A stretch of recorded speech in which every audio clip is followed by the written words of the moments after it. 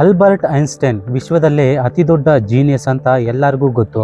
ಎಷ್ಟು ಜೀನಿಯಸ್ ಅಂದ್ರೆ ಕೇವಲ ಅವರೊಬ್ಬರ ಬುದ್ಧಿವಂತಿಕೆ ಸಾವಿರಾರು ಸೈಂಟಿಸ್ಟ್ಗಳ ಬುದ್ಧಿವಂತಿಕೆಗೆ ಸಮನಾಗಿ ಕೆಲಸ ಮಾಡ್ತಾ ಇತ್ತು. ಅರ್ಥ ಮಾಡ್ಕೊಳ್ಳೋದು ಬೇಡ, ಇವತ್ತು ನಾವು ಯೋಚನೆ ಮಾಡೋಕ್ಕೂ ಕೂಡ ಅಸಾಧ್ಯವಾದಂತಹ ವಿಷಯಗಳನ್ನ ಐನ್ಸ್ಟೈನ್ ಆ ಸಮಯದಲ್ಲೇ ತಿಳ್ಕೊಂಡು ಸಂಶೋಧನೆ ಮಾಡಿ ಇಡೀ ಪ್ರಪಂಚಕ್ಕೆ ಸುಲಭವಾಗಿ ಅರ್ಥವಾಗೋ ತರ ಎಕ್ಸ್ಪ್ಲೇನ್ ಮಾಡಿದ್ರು. Albert Einstein special relativity theory, E=mc² ಸಮೀಕರಣ ಮತ್ತು ಫೋಟೋ ಎಲೆಕ್ಟ್ರಿಕ್ ಲಾ ಅನ್ನ ಜಗತ್ತಿಗೆ ಪರಿಚಯಿಸಿ ಆಶ್ಚರ್ಯವನ್ನ ಉಂಟು ಮಾಡಿದ್ರು. ಇದಕ್ಕಾಗಿಯೇ ಅವರಿಗೆ ನೊಬೆಲ್ ಪ್ರಶಸ್ತಿ ಕೂಡ ಸಿಗುತ್ತೆ. ಇವರು ಆಲೋಚನೆ ಮಾಡೋ ವಿಧಾನ, ಅರ್ಥ ಮಾಡ್ಕೊಳ್ಳೋ ರೀತಿನ ನೋಡಿ ಆಲ್ಬರ್ಟ್ ಐನ್ಸ್ಟೈನ್ ಹತ್ರ ಯಾವುದೋ ಸ್ಪೆಷಲ್ ಬ್ರೈನ್ ಇದೆ, ಅದು ಈ ಸಾಮಾನ್ಯ ಜನರ ಹತ್ರ ಇಲ್ಲ ಅಂತ ಅಂದ್ಕೊಂಡಿದ್ರು. ಈ ವಿಷಯ ಐನ್ಸ್ಟೈನ್ಗೂ ಕೂಡ ಗೊತ್ತಿತ್ತು. ಅದಕ್ಕೆ ತಾನು ಸತ್ತ ಮೇಲೆ ತನ್ನ ಬಾಡಿಯ ಯಾವುದೇ ಒಂದು ಭಾಗವನ್ನ ರಿಸರ್ಚ್ ಮಾಡೋದು ಐನ್ಸ್ಟೈನ್ಗೆ ಇಷ್ಟ ಇರಲಿಲ್ಲ. ಅದಕ್ಕಾಗಿಯೇ ತಾನು ಸತ್ತ ಮೇಲೆ ಅಂತ್ಯಕ್ರಿಯೆಯಲ್ಲಿ ಸುಟ್ಟು ಶರೀರವನ್ನ ಬೂದಿ ಮಾಡೋದಕ್ಕೆ ಕ್ಲಿಯರ್ ಆಗಿ ಇನ್ಸ್ಟ್ರಕ್ಷನ್ ನೀಡಿದ್ದ. ಆದ್ರೆ ಐನ್ಸ್ಟೈನ್ಗೆ ಯಾವುದರ ಬಗ್ಗೆ ಭಯ ಇತ್ತೋ ಕೊನೆಗೆ ಅದೇ ನಡೆದು ಹೋಗುತ್ತೆ. 18 ಏಪ್ರಿಲ್ 1955 ಪ್ರಿನ್ಸ್ಟನ್ ಹಾಸ್ಪಿಟಲ್ನಲ್ಲಿ ಐನ್ಸ್ಟೈನ್ ಸತ್ತು ಹೋದ್ಮೇಲೆ ಅಟೋಪ್ಸಿ ಮಾಡೋದಕ್ಕೆ ಅಂದ್ರೆ ಸಾವಿನ ಕಾರಣವನ್ನ ತಿಳಿದುಕೊಳ್ಳೋಕೆ ಬಂದಿದ್ದ ಡಾಕ್ಟರ್ ಯಾರಿಗೂ ಗೊತ್ತಿಲ್ಲದೇನೆ ಐನ್ಸ್ಟೈನ್ ಮೆದುಳನ್ನ ಹೊರಗೆ ತೆಗಿತಾನೆ. ಯಾಕಂದ್ರೆ ಪ್ರಪಂಚದಾದ್ಯಂತ ಈ ಜೀನಿಯಸ್ ಬ್ರೈನ್ ನಲ್ಲಿ ಇಷ್ಟಕ್ಕೂ ಏನಿದೆ ಅಂತ ತಿಳಿದುಕೊಳ್ಳೋ ಕುತೂಹಲ ಆ ಡಾಕ್ಟರ್ಗೆ ಕಾಡ್ತಾ ಇತ್ತು.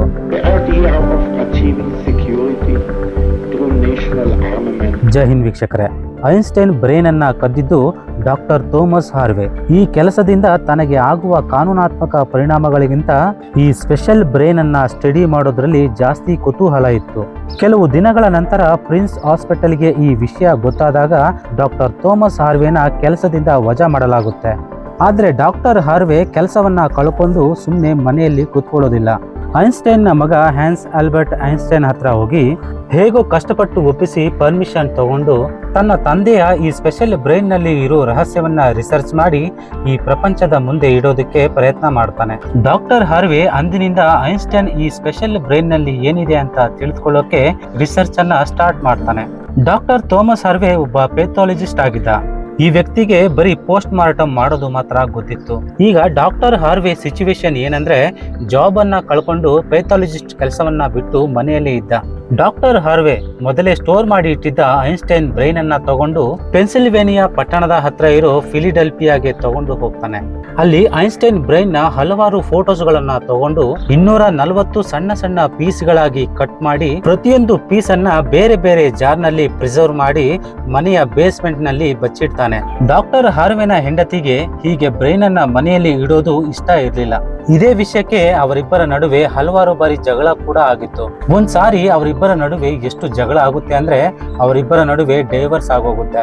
ಡಾಕ್ಟರ್ ಹಾರ್ವೆ ಆ ಬ್ರೈನ್ ಅನ್ನ ತಗೊಂಡು ಕ್ಯಾನ್ಸಸ್ ನಗರದ ವಿಚಿಟಾ ಅನ್ನೋ ಜಾಗಕ್ಕೆ ಹೋಗಿ ಒಂದು ಬಯೋಲಾಜಿಕಲ್ ಟೆಸ್ಟಿಂಗ್ ಲ್ಯಾಬ್ ನಲ್ಲಿ ಸೂಪರ್ವೈಸರ್ ಆಗಿ ಕೆಲಸ ಮಾಡೋದಕ್ಕೆ ಶುರು ಮಾಡ್ತಾನೆ. ತನ್ನ ಫ್ರೀ ಟೈಮ್ ನಲ್ಲಿ ಐನ್ಸ್ಟೈನ್ ಬ್ರೈನ್ ಅನ್ನ ಸ್ಟಡಿ ಮಾಡೋದಕ್ಕೆ ಶುರು ಮಾಡ್ತಾನೆ. ನಂತರ ಡಾಕ್ಟರ್ ಹಾರ್ವೆ ಹಲವಾರು ಬಾರಿ ತನ್ನ ಬೇರೆ ಬೇರೆ ಜಾಬ್ ಗಳನ್ನ ಬಿಟ್ಟು ಅದೇ ಪಟ್ಟಣದಲ್ಲಿ ಐನ್ಸ್ಟೈನ್ ನ ಬ್ರೈನ್ ಅನ್ನ ಹಿಡ್ಕೊಂಡು ಓಡಾಡ್ತಾ ಇದ್ದ. ಕೆಲವು ವರ್ಷಗಳೇ ಕಳೆದು ಹೋಗುತ್ತೆ. ಆದ್ರೆ ಡಾಕ್ಟರ್ ಹಾರ್ವೆ ಐನ್ಸ್ಟೈನ್ ಬ್ರೈನ್ ಅನ್ನ ಒಂದು ಸಾಲಿಡ್ ರಿಸರ್ಚ್ ಮಾಡೋದಕ್ಕೆ ಸಾಧ್ಯ ಆಗೋದಿಲ್ಲ. ಬದಲಿಗೆ ಅವರ ಮೆಡಿಕಲ್ ಲೈಸೆನ್ಸ್ ಅನ್ನೇ ಕ್ಯಾನ್ಸಲ್ ಮಾಡಲಾಗಿತ್ತು. ಪರಿಸ್ಥಿತಿ ಹೇಗಾಗುತ್ತೆ ಅಂದ್ರೆ ಡಾಕ್ಟರ್ ಹಾರ್ವೆ ಒಂದು ಪ್ಲಾಸ್ಟಿಕ್ ಫ್ಯಾಕ್ಟರಿಯಲ್ಲಿ ಕೆಲಸ ಮಾಡಬೇಕಾದ ಪರಿಸ್ಥಿತಿ ಬರುತ್ತೆ. ಅದೇ ಸಮಯದಲ್ಲೇ ಮೊದಲ ಬಾರಿಗೆ ಒಂದು ಒಳ್ಳೆಯ ನಿರ್ಣಯವನ್ನ ತಗೊಳ್ತಾನೆ. ಐನ್ಸ್ಟೈನ್ ಬ್ರೈನ್ ನ ಆ ಬೇರೆ ಬೇರೆ ಪೀಸ್ ಗಳನ್ನು ಹಲವಾರು ಬೆಸ್ಟ್ ನ್ಯೂರೋ ಪೆಥಾಲಜಿಸ್ಟ್ ಗಳ ಹತ್ರ ಡೀಟೇಲ್ಡ್ ರಿಸರ್ಚ್ ಮಾಡೋದಕ್ಕೆ ಕಳಿಸ್ಬೇಕು ಅಂತ ಅಂದ್ಕೊಳ್ತಾನೆ. 1955 ಐನ್ಸ್ಟೈನ್ ಬ್ರೈನ್ ಅನ್ನ ಕದ್ದ 30 ವರ್ಷಗಳ ನಂತರ ಅಂದ್ರೆ 1985ರಲ್ಲಿ ಮೊದಲನೇ ಬಾರಿ ಐನ್ಸ್ಟೈನ್ ಬ್ರೈನ್ ಮೇಲೆ ಒಂದು ಸ್ಟಡಿ ಪಬ್ಲಿಷ್ ಮಾಡಲಾಯಿತು. ಇದರ ನಂತರ ಮುಂದಿನ 28 ವರ್ಷಗಳ ಕಾಲ ಈ ಜೀನಿಯಸ್ ಬ್ರೈನ್ ಮೇಲೆ ಪ್ರಪಂಚದಾದ್ಯಂತ ನ್ಯೂರೋ ಪೆಥಾಲಜಿಸ್ಟ್ ಗಳು ಹಲವಾರು ಸ್ಟಡಿಗಳನ್ನ ಪಬ್ಲಿಷ್ ಮಾಡಿದ್ರು. ಈ ಸ್ಟಡೀಸ್ ಗಳಲ್ಲಿ ಹೇಳ್ತಾರೆ ಐನ್ಸ್ಟೈನ್ ನ ಬ್ರೈನ್ ಸಾಮಾನ್ಯ ಮನುಷ್ಯರ ಬ್ರೈನ್ ಗಿಂತಲೂ ತುಂಬಾ ಡಿಫರೆಂಟ್ ಆಗಿತ್ತು. ಅತಿ ದೊಡ್ಡ ಡಿಫರೆಂಟ್ ಏನಂದ್ರೆ ಬ್ರೈನ್ ನ ಕಾರ್ಪಸ್ ಕ್ಯಾಲೋಸಮ್ ಹೆಸರಿನ ಜಾಗದಲ್ಲಿ ಕಂಡು ಬರುತ್ತೆ. ಇಲ್ಲಿ ನಾವು ಅರ್ಥ ಮಾಡ್ಕೊಳ್ಬೇಕಾದ ವಿಷಯ ಏನಂದ್ರೆ ಮನುಷ್ಯರ ಬ್ರೈನ್ ಎರಡು ಬೇರೆ ಬೇರೆ ಪಾರ್ಟ್ಸ್ ಗಳಲ್ಲಿ ಡಿವೈಡ್ ಆಗಿರುತ್ತೆ.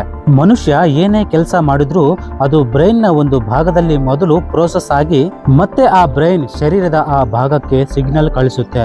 ಲೆಫ್ಟ್ ಬ್ರೈನ್ ನಮ್ಮ ಶರೀರದ ರೈಟ್ ಪಾರ್ಟ್ಸ್ ಗಳನ್ನ ಕಂಟ್ರೋಲ್ ಮಾಡುತ್ತೆ ಮತ್ತು ರೈಟ್ ಬ್ರೈನ್ ನಮ್ಮ ಶರೀರದ ಲೆಫ್ಟ್ ಭಾಗವನ್ನ ಕಂಟ್ರೋಲ್ ಮಾಡುತ್ತೆ.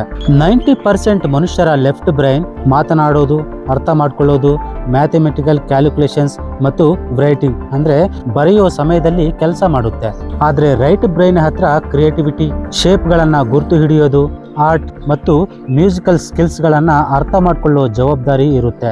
ಈಗ ನೀವು ಆಲೋಚನೆ ಮಾಡ್ತಾ ಇರ್ಬೋದು, ಇದರಲ್ಲಿ ಕಾರ್ಪಸ್ ಕ್ಯಾಲೋಸಮ್ ನ ಕೆಲಸ ಏನು ಅಂತ. ಇಮ್ಯಾಜಿನ್ ಮಾಡ್ಕೊಳ್ಳಿ, ನೀವು ಕೀಬೋರ್ಡ್ ನಲ್ಲಿ ಟೈಪಿಂಗ್ ಮಾಡ್ತಾ ಇದ್ದೀರಾ. ಈ ಸಂದರ್ಭದಲ್ಲಿ ನಿಮ್ಮ ಎರಡೂ ಕೈಗಳು ಟೈಪಿಂಗ್ ಮಾಡೋದ್ರಲ್ಲಿ ಬ್ಯುಸಿ ಇದೆ. ಕೆಲವು ಆಲ್ಫಾಬೆಟ್ ಗಳನ್ನ ಬಲಗೈನಿಂದ ಟೈಪ್ ಮಾಡ್ತಾ ಇದ್ದೀರಾ, ಇನ್ನು ಕೆಲವು ಆಲ್ಫಾಬೆಟ್ ಗಳನ್ನ ಎಡಗೈನಿಂದ ಟೈಪ್ ಮಾಡ್ತಾ ಇದ್ದೀರಾ. ಈ ಸಮಯದಲ್ಲಿ ನಿಮ್ಮ ಎರಡೂ ಕೈಗಳು ಟೈಪಿಂಗ್ ಮಾಡೋದ್ರಲ್ಲಿ ಬ್ಯುಸಿ ಇದೆ. ಹೀಗೆ ಟೈಪಿಂಗ್ ಮಾಡೋ ಸಮಯದಲ್ಲಿ ನಿಮ್ಮ ಲೆಫ್ಟ್ ಹ್ಯಾಂಡ್ ನಿಂದ ತಪ್ಪಾದ್ರೆ ತಕ್ಷಣವೇ ನಿಮ್ಮ ರೈಟ್ ಹ್ಯಾಂಡ್ ಯೂಸ್ ಮಾಡಿಕೊಂಡು ಆ ಮಿಸ್ಟೇಕ್ ಅನ್ನ ಎರೇಸ್ ಮಾಡ್ತೀರಾ. ಇದರ ಅರ್ಥ ನಿಮ್ಮ ರೈಟ್ ಬ್ರೈನ್ ನಿಂದ ಮಿಸ್ಟೇಕ್ ಆಯ್ತು, ಅದು ತಕ್ಷಣವೇ ಲೆಫ್ಟ್ ಬ್ರೈನ್ಗೆ ಸಿಗ್ನಲ್ ಅನ್ನ ಕೊಟ್ಟು ಆ ಮಿಸ್ಟೇಕ್ ಅನ್ನ ಸರಿಪಡಿಸ್ತು. ನಮ್ಮ ಬ್ರೈನ್ ನ ಆ ಎರಡು ಭಾಗಗಳ ನಡುವೆ ಇರುವ ಯಾವ ಪಾರ್ಟ್ಸ್ ಮೂಲಕ ನಾವು ಕಮ್ಯುನಿಕೇಟ್ ಮಾಡ್ತೀವೋ ಅದನ್ನ ಕಾರ್ಪಸ್ ಕ್ಯಾಲೋಸಮ್ ಅಂತ ಕರೀತಾರೆ. ಆದ್ರೆ ಐನ್ಸ್ಟೈನ್ ನ ಕಾರ್ಪಸ್ ಕ್ಯಾಲೋಸಮ್ ಸಾಮಾನ್ಯ ಮನುಷ್ಯರಿಗಿಂತಲೂ ಜಾಸ್ತಿ ದೊಡ್ಡದಾಗಿತ್ತು. ಅಂದ್ರೆ ಅವರ ಲೆಫ್ಟ್ ಮತ್ತು ರೈಟ್ ಬ್ರೈನ್ ನ ನಡುವೆ ಇರೋ ಕನೆಕ್ಷನ್ ಸ್ಟ್ರಾಂಗ್ ಆಗಿತ್ತು. ಇದೇ ಕಾರಣದಿಂದ ಐನ್ಸ್ಟೈನ್ ಒಂದೇ ಸಮಯದಲ್ಲಿ ಬಹಳ ಕಾಂಪ್ಲೆಕ್ಸ್ ಪ್ರಾಬ್ಲಮ್ಸ್ ಮತ್ತು ಸಿಚುವೇಶನ್ ಗಳನ್ನ ಇಮ್ಯಾಜಿನ್ ಮಾಡ್ಕೊಳ್ತಾ ಇದ್ರು. ಕಾರ್ಪಸ್ ಕ್ಯಾಲೋಸಮ್ ದೊಡ್ಡದಾಗಿ ಇರೋದರ ಜೊತೆಗೆ ಐನ್ಸ್ಟೈನ್ ನ ಬ್ರೈನ್ ನ ಆಕಾರ ಸಾಮಾನ್ಯ ಮನುಷ್ಯರಿಗಿಂತಲೂ ಡಿಫರೆಂಟ್ ಆಗಿತ್ತು.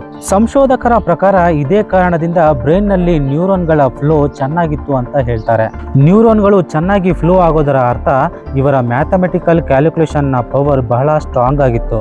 Albert Einstein complex mathematical problems ಗಳನ್ನ ವಿತೌಟ್ ಪೆನ್ ಮತ್ತು ಪೇಪರ್ ಗಳನ್ನ ಬಳಸದೇನೆ ತನ್ನ ಬುದ್ಧಿಶಕ್ತಿಯನ್ನ ಉಪಯೋಗಿಸಿ ಸಾಲ್ವ್ ಮಾಡೋ ಕ್ಷಮತೆಯನ್ನ ಹೊಂದಿದ್ರು.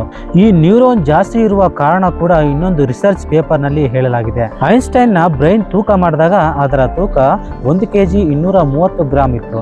ಆದ್ರೆ ಸಾಮಾನ್ಯ ಮನುಷ್ಯರ ಬ್ರೈನ್ ತೂಕ 1 kg 400 ಗ್ರಾಮ್ ಇರುತ್ತೆ. ಸಂಶೋಧಕರು ಹೇಳೋ ಪ್ರಕಾರ ಇವರ ಬ್ರೈನ್ ಲೈನಿಂಗ್ ಬಹಳ ತೆಳುವಾಗಿತ್ತು. ಇದರ ಕಾರಣದಿಂದನೇ ಬ್ರೈನ್ ನಲ್ಲಿ ಬಹಳ ನ್ಯೂರಾನ್ಗಳ ಸಂಖ್ಯೆ ಕಂಡು ಬರ್ತಾ ಇತ್ತು.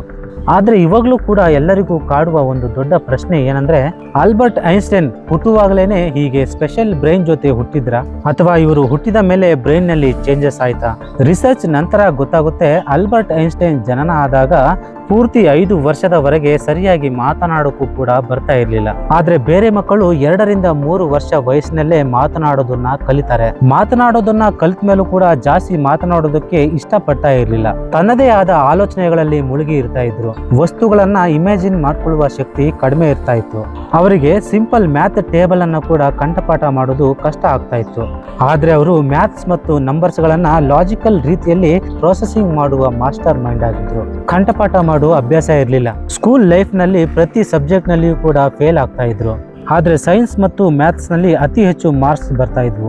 ಆಲ್ಬರ್ಟ್ ಐನ್ಸ್ಟೈನ್ 12 ವರ್ಷ ವಯಸ್ಸಿದ್ದಾಗ ಫ್ಯಾಮಿಲಿ ಟೀಚರ್ ತನ್ನ ಜಿಯೋಮೆಟ್ರಿ ಬುಕ್ ಅನ್ನ ಮನೆಯಲ್ಲಿ ಬಿಟ್ಟು ಹೋಗಿದ್ರು. ಆಶ್ಚರ್ಯ ಏನಂದ್ರೆ, ಐನ್ಸ್ಟೈನ್ ಒಂದೇ ದಿನದಲ್ಲಿ ಪೂರ್ತಿ ಬುಕ್ ಅನ್ನ ಓದಿ ತನ್ನ ಜಿಯೋಮೆಟ್ರಿ ಕಾನ್ಸೆಪ್ಟ್ ಅನ್ನ ಕ್ಲಿಯರ್ ಮಾಡಿದ್ರು.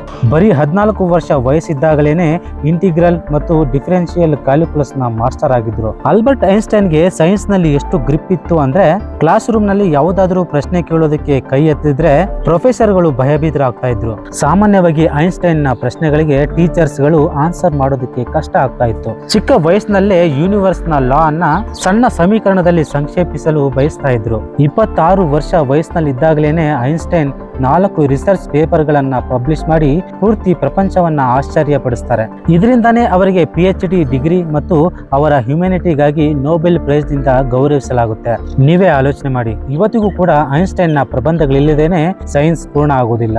ಹಲವಾರು ಡಾಕ್ಟರ್ಸ್ ಮತ್ತು ಸೈಂಟಿಸ್ಟ್ ಗಳ ಕನ್ಕ್ಲೂಷನ್ ಏನಂದ್ರೆ, ಆಲ್ಬರ್ಟ್ ಐನ್ಸ್ಟೈನ್ ನ ಬ್ರೈನ್ ಅವರು ಹುಟ್ಟಿದ ಮೇಲೆ ಸ್ಪೆಷಲ್ ಆಯ್ತು. ಇದಕ್ಕೆ ದೊಡ್ಡ ಕಾರಣ ಏನಂದ್ರೆ, ಅವರ ಪ್ರಶ್ನೆಗೆ ಉತ್ತರ ಸಿಕ್ಕಿಲ್ಲ ಅಂದ್ರೆ ಅವರು ಸ್ವತಃ ತನ್ನ ಬುದ್ಧಿಯನ್ನ ಉಪಯೋಗಿಸಿ ಉತ್ತರವನ್ನ ಹುಡುಕ್ತಾ ಇದ್ರು. ಚಿಕ್ಕ ವಯಸ್ಸಿನಿಂದ ಹೀಗೆ ಪದೇ ಪದೇ ಮಾಡೋದ್ರಿಂದ ಅವರ ಬ್ರೈನ್ ಅದೇ ರೀತಿಯಲ್ಲಿ ಡೆವಲಪ್ ಆಗ್ತಾ ಹೋಯಿತು. ಇವತ್ತಿಗೂ ಕೂಡ ಆಲ್ಬರ್ಟ್ ಐನ್ಸ್ಟೈನ್ ನ ಬ್ರೈನ್ ಅಮೆರಿಕಾದ ದ ಮಟರ್ ಮ್ಯೂಸಿಯಂ ನ ಮೈಕ್ರೋಸ್ಕೋಪಿಕ್ ಸ್ಲೈಡ್ ನಲ್ಲಿ ಸುರಕ್ಷಿತವಾಗಿ ಇಡಲಾಗಿದೆ. ಐ ಹೋಪ್ ಅಲ್ಪ ವಿರಾಮ ಯೂಟ್ಯೂಬ್ ಚಾನೆಲ್ ನ ಈ ವಿಡಿಯೋ ಇಷ್ಟ ಆಗಿದೆ ಅಂತ ಅಂದ್ಕೊಳ್ತೇನೆ. ನಿಮ್ಮ ಪ್ರೀತಿ ತುಂಬಿದ ಲೈಕ್ ಮತ್ತು ಕಾಮೆಂಟ್ ಗಳಿಗೆ ವೆಲ್ಕಮ್ ಹೇಳ್ತಾ ಇದೇ ತರ ಮತ್ತೊಂದು ಒಳ್ಳೆಯ ವಿಷಯದೊಂದಿಗೆ ಸಿಗೋಣ ವೀಕ್ಷಕರೇ. ಅಲ್ಲಿಯವರೆಗೆ ಜೈ ಹಿಂದ್.